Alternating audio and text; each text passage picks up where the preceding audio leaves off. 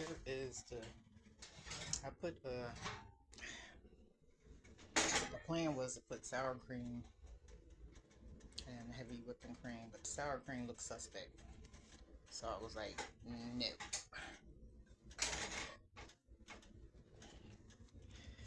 Here's the pie.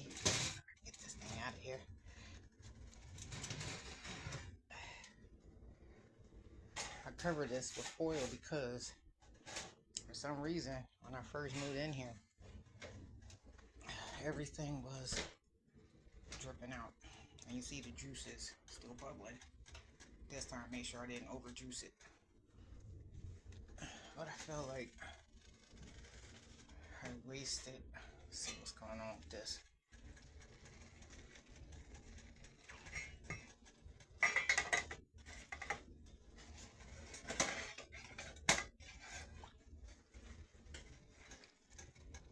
Let's turn the oven off now. I love this thing. It keeps me from having to clean. I mean, I do have to clean outside of the stove, but I don't know, for some reason when you use utensils, it just make it worse. I'm not sitting that on my pie. But I can't wait to eat. And knowing me, that'll probably be my dinner. I won't even eat the cabbage. I'll eat it for breakfast. I'm a weird person.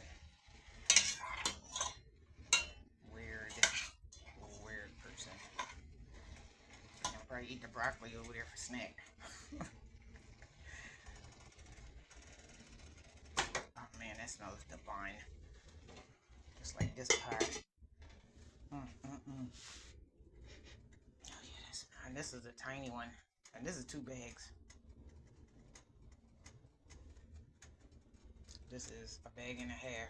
This is 2 bags. Whenever you're doing pie, and I didn't wait because I'm doing 3 things. So I didn't wait so I could evenly do it. But I'm the only one eating it, so it's fine.